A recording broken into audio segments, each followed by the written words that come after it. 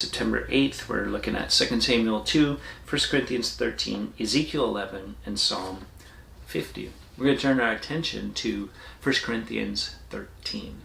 Now, this is a chapter you probably are well familiar with if you've been around the church for any length of time. It's, of course, the chapter about what love is and what it looks like, and one of the ways we've talked about how to read this. And what's helpful is to, especially from verse 4 to 8, where it says love, put your name. And so you, instead of say love is patient, you say your name is patient and kind. And does that work? And sometimes that can be very discouraging, and you see all the places that you're falling short. But other times, it's kind of a 50-50, or there's, some good, some bad. It's a good exercise to do, let's say that.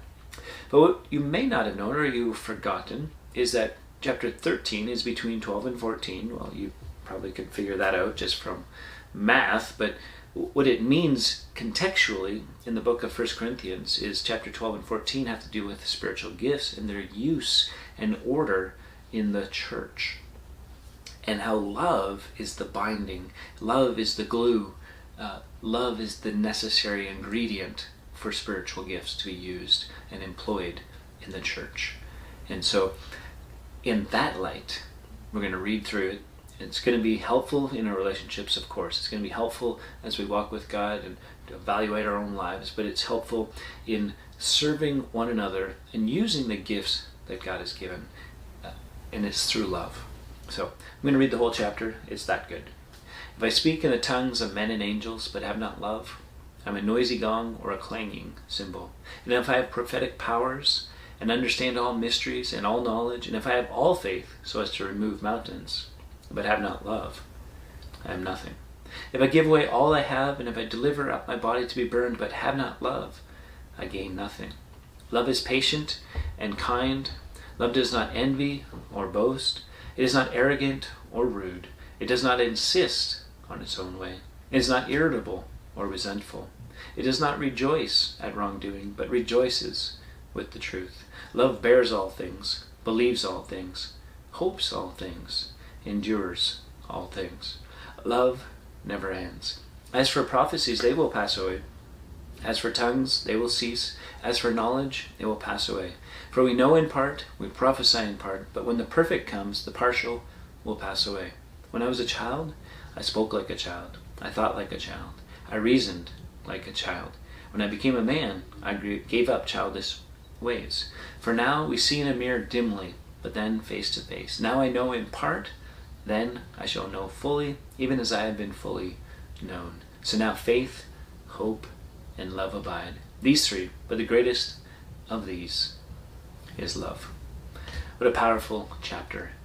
And as you think about the spiritual gifts in chapter 12 and 14, and how the necessary ingredient that's placed in the middle between these chapters is love, I think that helps us understand God's heart for interpersonal relationships, God's heart for the church to be just filled with love, and what that's supposed to look like.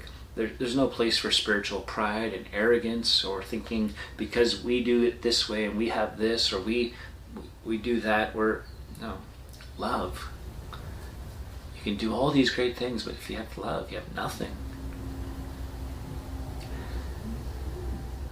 There's more to love than just a feeling. And that's what we also see. That it involves action that goes beyond your feelings, goes beyond my feelings. It is thinking of others. Love never ends. Prophecies, tongues, knowledge, these spiritual gifts will end, because once we're fully known, we'll be known as we're fully known already. Right? And so there'll be no need for and reason for some of those spiritual gifts. But the gift that will remain, that's love. And so take time to just ponder this chapter, read through it, allow it to impact you in a personal manner in how you love and serve other people. That's to be the highest priority. And then two, in how you do that within the church and serving one another. And as it comes to spiritual gifts and ministry-wise, what does that look like? Are you doing it all with the love that God gives? Till next time, keep growing little by little.